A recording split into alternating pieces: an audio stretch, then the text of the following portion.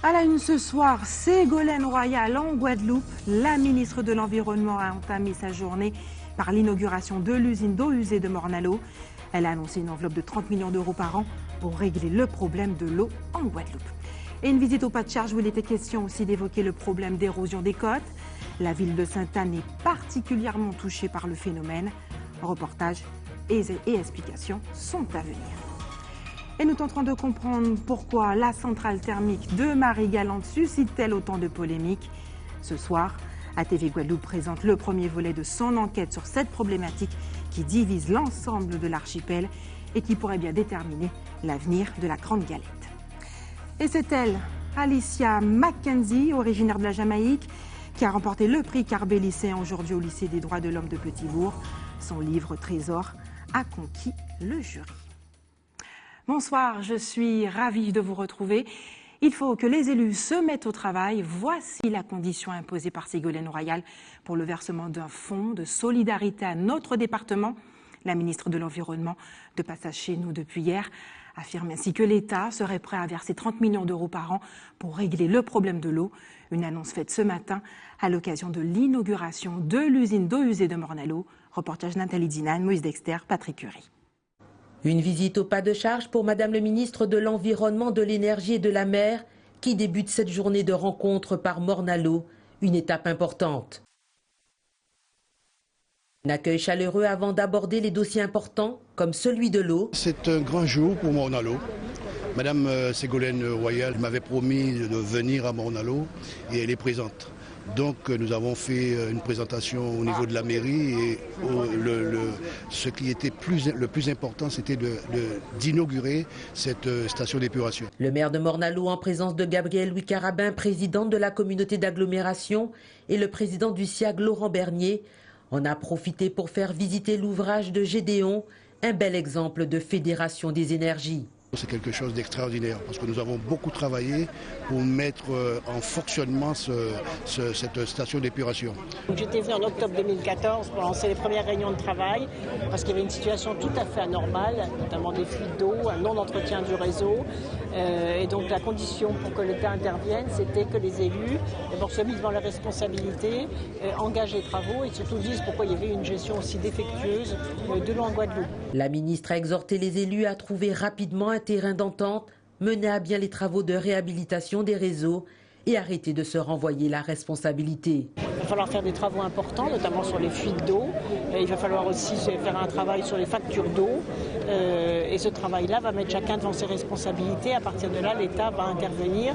Et j'ai demandé aux différentes agences de l'eau métropolitaines de mettre en place un fonds de solidarité avec la Guadeloupe à hauteur de 30 millions d'euros par an. C'est un gros effort financier. Les élus se sont tiraillés les uns avec les autres et n'ont pas su à un moment prendre leurs responsabilités.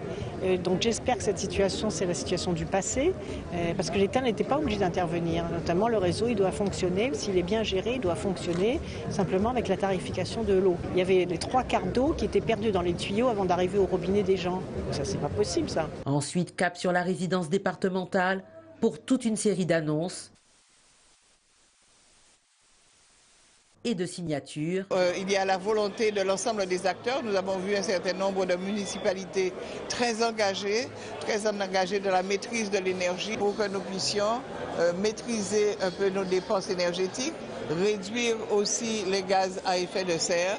Après la conférence de Paris, la COP21, aujourd'hui à quelques semaines de l'élection présidentielle, c'est une reconnaissance du gouvernement de l'engagement de la Guadeloupe, de sa population, pour une bonne transition énergétique.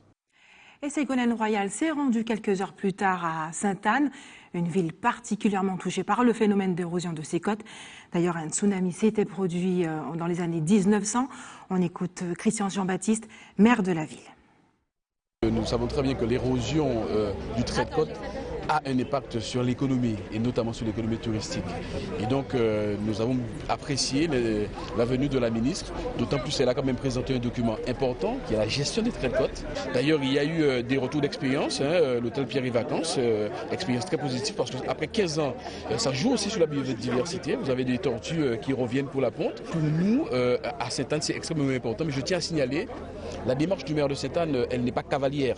Et c'est pour l'ensemble du littoral, il était important attend de faire venir la ministre pour pouvoir. Derrière, nous attendons les moyens. Elle s'est engagée à nous accompagner d'abord sur l'étude. L'étude doit être sérieuse. Tout se joue sur l'étude pour voir exactement ce qu'on fait et derrière les moyens nécessaires pour pouvoir utiliser ce procédé de Stabiplage. Et le maire Christian Baptiste était également accompagné du directeur du bureau de recherche géologique et minière, M. Ywen de la Torre, interrogé par Patrick Curie face à la caméra de Moïse Dexter. Et on a fait un bilan qui montre que dans les 60 dernières années, il y a 60 mètres à 100 mètres de plage qui ont reculé. Parce qu'aujourd'hui, on constate en fait les pertes de sable, mais on ne sait pas exactement ce qu'il fait. Donc déjà, il y a quand même un certain nombre d'études à produire avant de mettre en place des solutions. Et les solutions, ça va être a priori de recharger la plage en sable en le prenant au large. En fait, il n'y a pas de solution définitive en termes d'érosion des plages. On ne peut pas dire on va mettre en place une solution une fois pour toutes. Il va falloir revenir régulièrement dessus, comme on jardine son jardin par exemple.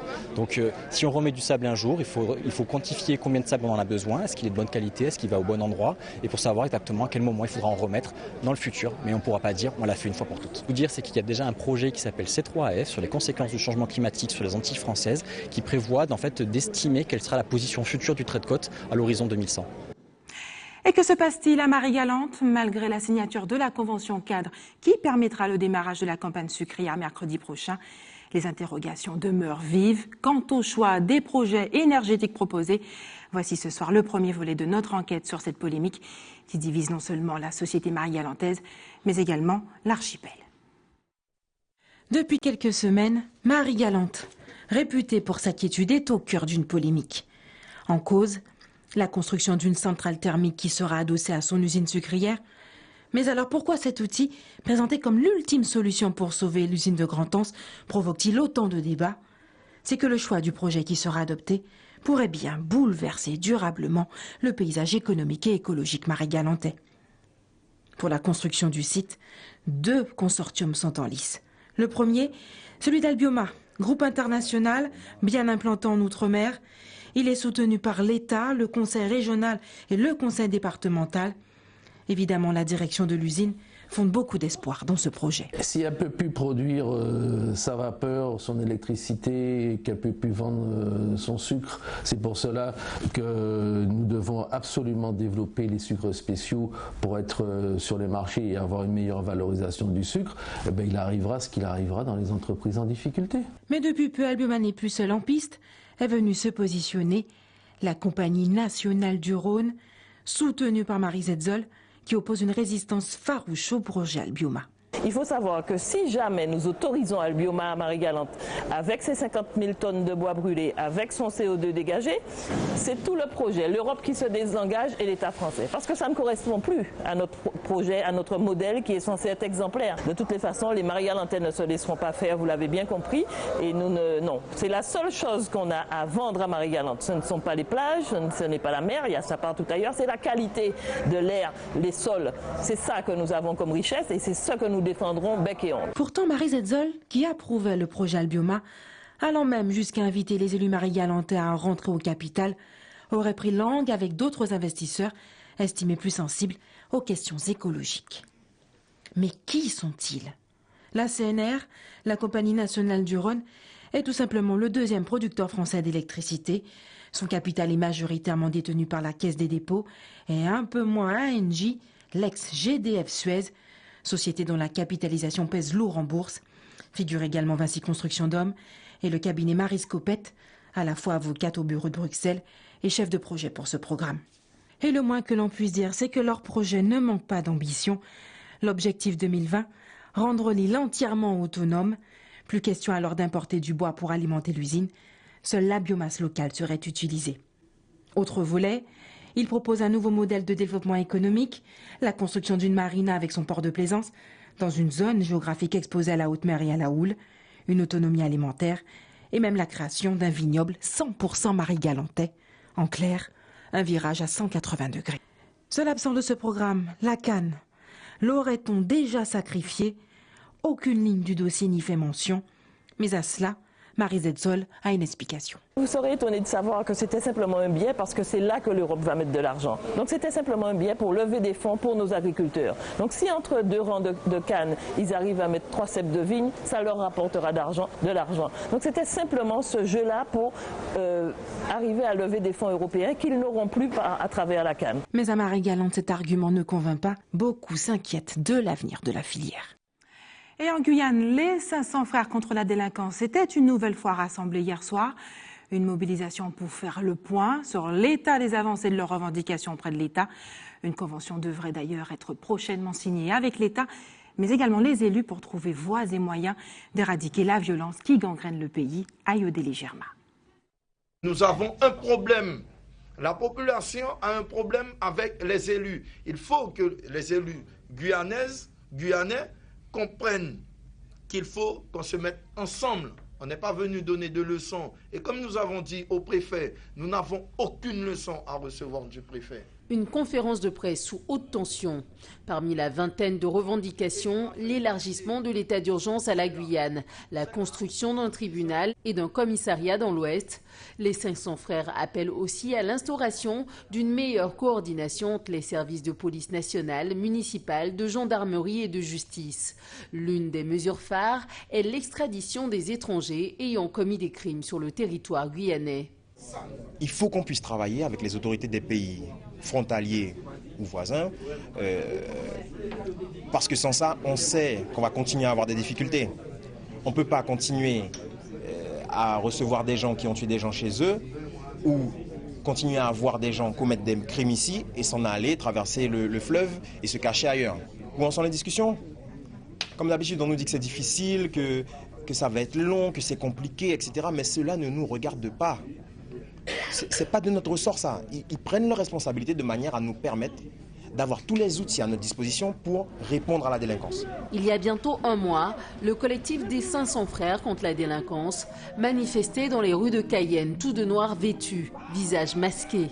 Aujourd'hui, ils sont soutenus par des associations de lutte contre la délinquance issues de tout le territoire. Des soutiens leur viennent également de quelques élus dont Léon Bertrand, maire de Saint-Laurent-du-Maroni, mais aussi du député maire de Matoury, Gabriel Serville, présent lors de la conférence de presse d'hier. Ce sont des jeunes, ce sont des adultes de Guyane qui se sont organisés. Je crois que souvent on dit que les jeunes ne sont pas suffisamment organisés, qu'ils ne prennent pas leurs responsabilités. Là, je crois que je ne peux que leur tirer mon chapeau parce que ce sont des jeunes qui ont pris leur destin en main et qui ont dit qu'on ne peut pas continuer à vivre dans cette situation. Ils ont tout à fait raison. Ils l'ont répété au cours des dernières semaines. Les 500 frères ne se constituent pas en milice. Mais ils martèlent, les autorités doivent prendre leurs responsabilités. Ils ne veulent pas qu'on règle le problème nous-mêmes. Et nous n'avons pas envie de le régler nous-mêmes. Parce qu'on sait, on l'a toujours dit depuis le début, à ceux qui disent qu'on a une milice, etc., on n'a pas envie de ça parce qu'on sait que ce serait la pire chose qui puisse arriver en Guyane. Qu'on retrouve des morts partout, qui est-ce qui a envie de ça? Personne. D'accord? Donc aujourd'hui, c'est simple. Ils doivent prendre leurs responsabilités. Comment? C'est pas notre problème. La semaine prochaine, les 500 frères entameront une série de tables rondes avec les parlementaires et le procureur de la République. Le 23 mars prochain, une rencontre est prévue avec les maires de Saint-Georges et de l'Oyapock. Et notre invitée ce soir est coach d'affaires pour thérapeute et entrepreneur. Elle prône, écoutez bien, la joie comme levier pour booster son activité. Martine Ngolen Manga, bonsoir. Bonsoir. Merci d'avoir accepté notre invitation ce soir. Je vous ai bien présenté. Merci à vous. Coach d'affaires. Vous êtes ici en Guadeloupe en ce moment pour participer au Cocktail des Joyeuses, un événement qui aura lieu demain à Jarry, aux West Indies. C'est ça. L'idée, c'est d'animer une conférence pour parler de l'épuisement, comment sortir de l'épuisement professionnel. Comment y arrive-t-on ? Alors, juste un petit rectificatif. D'abord, merci de me recevoir. Je suis très contente d'être avec vous, d'être en Guadeloupe pour la première fois. Alors, demain, nous serons 3 pour ce Cocktail des Joyeuses. Donc, je serai accompagnée de Corinne Dossa, donc, qui va nous parler de comment bien vivre avec ses formes, de Sandra Messoa, qui va donner des pistes pour sortir de l'épuisement professionnel, et de moi, qui vais parler de comment bouger pour avoir plus de clients qui donnent envie de danser de joie. Bouger. Expliquez-nous comment on peut booster sa carrière professionnelle en étant juste plus joyeux. Quand vous y pensez, les résultats sont à 80% dus à votre état d'esprit et 20% seulement viennent des actions que vous mettez en place. Donc si vous partez d'un état d'esprit positif, léger, joyeux, forcément les solutions que vous allez pouvoir trouver aux problématiques qui vont se poser seront beaucoup plus puissantes, vous êtes beaucoup plus attractif quand vous êtes joyeux et beaucoup plus créatif. Donc à partir de là, qu'est-ce qui peut vous résister? Et quelles sont les clés justement pour y arriver? En ce qui me concerne, donc j'ai trouvé un acronyme qui signifie pas. Trouver comme le pas, un pas de danse pour l'abondance. Donc c'est le pas, trouver sa passion, trouver qui on est, sa mission de vie, comme on dit, hein, et comment est-ce qu'on peut l'exprimer à travers son activité, préciser son attractivité, qu'est-ce qui nous rend attractif, qu'est-ce qui nous rend unique vraiment, et comment est-ce qu'on va le communiquer de façon à ce que ceux qui ont besoin de votre service ou de vos produits vous trouvent, et enfin avoir un système quand même en place qui permette à ce que tout roule de manière beaucoup plus fluide. A-t-on besoin d'un coach pour découvrir tout ça? La réalité, c'est que oui, si ça se développe en ce moment, c'est parce qu'il y a des besoins. On est dans un monde où beaucoup de choses changent très vite, beaucoup de gens se sentent perdus, délaissés, et il y a besoin de gens, des accompagnants, alors pas nécessairement des coachs toujours, mais des accompagnants qui permettent de trouver des solutions adaptées à qui on est. Et comment on arrive à faire une politique de résultat, j'ai envie de dire, booster son chiffre d'affaires, ses activités, puisque vous êtes coach d'affaires, en parlant de joie, comment ça se prouve sur papier? Concrètement, ça veut dire que c'est une manière de s'organiser. Par exemple, beaucoup de femmes avec qui je travaille ont pour problématique la gestion du planning. Or, quand on sait comment est-ce qu'on fonctionne, est-ce qu'on est plutôt quelqu'un du matin, plutôt quelqu'un du soir, à quel moment est-ce qu'on travaille sur son activité, à quel moment on travaille avec des clients et à quel moment on décide de s'arrêter, ce qui est souvent une autre problématique pour les entrepreneurs, c'est fondamental. Donc la gestion du planning, qu'est-ce qu'on aime faire qui va nous mettre dans cet état d'esprit justement, à quel moment on se repose, est-ce qu'on se repose suffisamment et qu'est-ce qu'on va en fait mettre en place comme système de manière globale qui nous soutienne pour que l'activité ne soit pas que la seule chose qu'on fasse, ce qui est souvent le cas pour beaucoup d'entrepreneurs. Est-ce qu'il y a beaucoup de Guadeloupéens, de personnes en Guadeloupe qui se plaignent justement de cet épuisement professionnel et qui ont besoin de personnes comme vous? Alors, d'après ce que j'ai entendu, oui, j'ai pas de statistiques exactes. Sandra pourrait en parler certainement mieux que moi. Mais ici comme ailleurs, on le voit. J'ai été infirmière dans un parcours précédent et en santé mentale notamment. Et j'ai pu observer que dans les dernières années, les personnes qui sont hospitalisées suite à une problématique d'épuisement professionnel sont de plus en plus nombreuses. Comment on fait? Vous l'aviez dit tout à l'heure, ce secteur est en plein boom, le développement personnel. Comment faire pour s'assurer qu'on a affaire à un professionnel et non à un charlatan? D'abord, s'assurer que la personne a été formée. Il y a des instituts de formation qui existent. Mais j'ai envie de vous dire qu'il y a quand même cette maladie française qui aime s'appuyer sur les diplômes et les diplômes ne font pas tout. En ce qui me concerne, par exemple, j'ai choisi de travailler avec des gens avec qui je suis sur la même longueur d'âme, des gens avec qui on a des affinités tout simplement, parce que le coach est là pour vous aider à atteindre un objectif. Et puis vous avez donc un objectif ensemble que vous posez et vous voyez bien comment ça se passe. Est-ce que vous êtes dans des bonnes conditions? Est-ce que vous vous sentez entendu? Et est-ce que concrètement, vous allez vers l'atteinte de votre objectif? Merci Marie Ngo Lenmanga d'avoir accepté de répondre à nos questions ce soir. Vous ne le saviez peut-être pas, mais la semaine de la courtoisie au volant a démarré depuis hier et nous avons souhaité savoir si les Guadeloupéens sont polis au volant. En tout cas, c'est la question que leur ont posée Moïse Dexter et Patrick Curie. On regarde ensemble. Très bien. C'est du savoir-vivre, mais adapté à la conduite. Je suis très courtois au volant, pourquoi? Comment ça se traduit pour vous? Pour moi, de laisser passer les gens et d'avoir une certaine gentillesse. J'essaie de faire du mieux que je peux, mais je ne conduis pas en Guadeloupe parce que j'ai un peu peur. Parce que les routes sont petites et ça me fait peur personnellement. Je laisse passer les gens aussi. Surtout avec les dames. Il n'y a pas de raison à se fâcher. Vous savez, dans la vie, il n'y a que les citrons et les oranges qui sont pressés. Alors, allons doucement et ça ira bien. Je conduis, je fais attention aux motards, à tout. Tout simplement, je dois laisser passer les âgés comme moi. Dieu merci. Tout. Je suis courtois au volant, ça dépend des chauffeurs, des conducteurs, ça dépend des gens. Mais ça dépend. En général, si on conduit bien, je suis courtois. Mais ça dépend. Si quelqu'un est en train de prendre la voiture comme, je ne sais pas, un salon, il mange à l'intérieur de sa voiture ou bien au téléphone, bon là, on ne peut pas être courtois avec ce genre d'individus. Oui, ça m'arrive des fois. Alors comment ça se traduit? Et pourquoi des fois? Parce qu'en fait, ça dépend. Il y a des fois où il y en a d'autres qui ne sont pas courtois, donc moi, en retour, je réponds. Sinon, la plupart du temps, oui, ça m'arrive. Je suis courtoise, surtout envers les deux roues. Beaucoup de gens, dès qu'ils passent derrière un volant, deviennent relativement agressifs. Chose que je ne remarque pas ici à la Guadeloupe. Je travaille la plupart du temps sur la France métropolitaine. Là, en ce moment, je travaille sur la Guadeloupe et je trouve que le comportement des Guadeloupéens au volant est relativement exemplaire par rapport à ceux de la métropole. Et restez avec nous dans quelques minutes. Coup de projecteur sur le prix du Carbet lycéen qui a eu lieu aujourd'hui au lycée des droits de l'homme de Petit-Bourg. Et puis rencontre avec Mister Guyane qui espère bien décrocher le titre national. Mais avant, petite pause littéraire dans ce journal. La 17e édition du prix Carbet des lycéens a eu lieu aujourd'hui au lycée des droits de l'homme de Petit-Bourg. Des délibérations qui ont gardé en haleine un jeune public venu nombreux découvrir l'heureux élu. Reportage Isabelle Hameau. L'œuvre ayant emporté les cœurs des lycéens en Carbet 2017, c'est Trésor d'Alicia Mackenzie. Trésor, voté à l'unanimité pour ce 17e prix Carbet des lycéens. Un prix littéraire qui réunit cette année les 3 départements d'Omiens et le lycée français de Londres, dont la présidente du jury y est issue. Pour moi, c'était tout d'abord une découverte parce que je ne connaissais absolument pas ces titres, même ces auteurs. Et vraiment, le livre Trésor d'ailleurs, que j'ai lu en premier, à travers son écriture vraiment riche et variée, avec la description des paysages, j'ai vraiment plongé dans cet univers et ça m'a vraiment encouragée à lire plus. J'ai même forcé tous mes proches à lire le livre aussi. Le prix Carbet des lycéens, plus qu'un simple concours littéraire, une façon pour ces élèves de connaître leur histoire, celle de la Caraïbe, par des productions littéraires. Ces livres, ils parlent de quoi?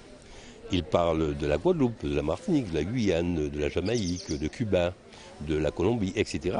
Ils parlent de leur histoire, de l'histoire des hommes qui ont vécu et qui vivent dans ces pays.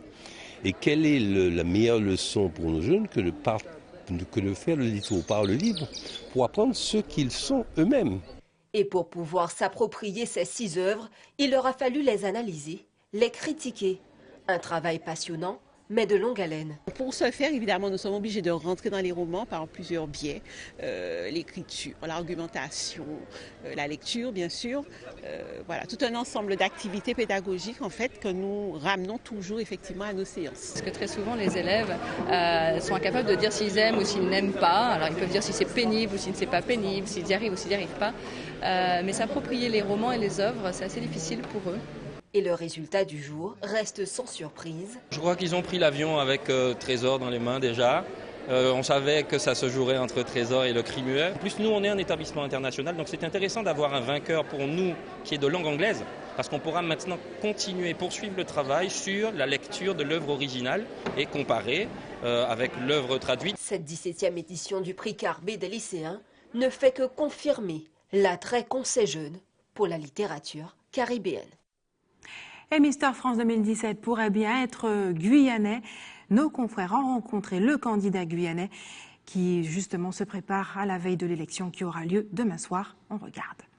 Qui sera élu Mister France 2017? Réponse mardi soir à Paris. En attendant, les 16 candidats en compétition mémorisent la chorégraphie du show et travaillent dur la musculation. 16 candidats sélectionnés représentant 16 régions françaises, de la Bretagne à la région PACA jusqu'aux Antilles et à la Guyane. Pour la Guyane, c'est Giovanni, 30 ans, militaire de carrière à Matiti, élu en octobre Mister Guyane, qui défend fièrement les couleurs du département pour le titre. Je connais mes concurrents et ils ont tous le même potentiel que moi. On a tous nos chances de gagner cette élection. Donc il y aura du travail, mais je reste confiant et positif pour cette élection de mardi 14. Son inscription au concours a commencé comme une plaisanterie et un défi, mais rapidement il s'est pris au jeu et prépare maintenant la compétition avec sérieux. Alors pour le concours, il faut avoir un beau corps, certes, mais il faut avoir de la prestance, il faut savoir marcher, il faut savoir se présenter correctement. Voilà. C'est pas du tout d'avoir des tableaux, des tablettes, d'être le mec le plus baraqué. Il faut savoir se présenter, c'est ça l'avantage. Aucun narcissisme chez Giovanni qui a suffisamment de maturité pour ne pas tomber dans cette dérive. Je ne prends pas du tout la grosse tête. Depuis que j'ai été élu Mister Guyane, je suis resté toujours le même. Je vis ma vie comme je la vivais auparavant. Et pour moi, rien n'a changé jusqu'à maintenant. Donc le mot d'ordre est de rester modeste, d'autant plus qu'il connaît ses imperfections. La chose vraiment qui me pose problème au niveau de mon corps, c'est mes abdos qui ne veulent pas sortir. Je les sens, mais ils sortent jamais. Stop. Ah, plus de force. Des imperfections qui ne l'empêchent pas d'être confiant pour remporter le titre de Mister France, dont il pense posséder les valeurs, tout en sachant que ce sont les femmes qui en décideront. Ce seront plus les femmes qui vont regarder l'élection de Mister et les hommes ils vont la regarder par rapport à leur femme s'ils l'accompagnent. Mais c'est très rare qu'un homme vote pour un homme. Entre les séances de préparation, Giovanni s'est réservé du temps pour visiter la capitale qu'il ne connaissait pas, une détente nécessaire pour affronter la compétition. J'ai vu la Tour Eiffel, l'Arc de Triomphe, j'ai fait les Champs-Élysées. Aujourd'hui, le Louvre. Et ce soir, peut-être la Seine, petit bateau mouche. Et puis demain, on verra pour le reste. Et c'est l'heure des informations pratiques maintenant. Vous pouvez d'ores et déjà vous procurer votre vote par procuration. Il suffit de remplir le formulaire accessible par Internet sur le site de la préfecture ou soit par format papier à la brigade de gendarmerie, au commissariat de police ou encore au tribunal d'instance dont vous dépendez. Et l'établissement français du sang vous donne rendez-vous demain au lycée Nord-Grande-Terre à Port-Louis de 8h30 à 13h. Et enfin, si vous avez des informations à nous communiquer, n'hésitez pas à nous appeler au 71 2 fois le numéro de la rédaction. Et voilà, c'est la fin de notre édition locale et régionale, mais restez sur ATV Guadeloupe, l'information continue dans un instant avec Eddie Planté pour Questions Directes.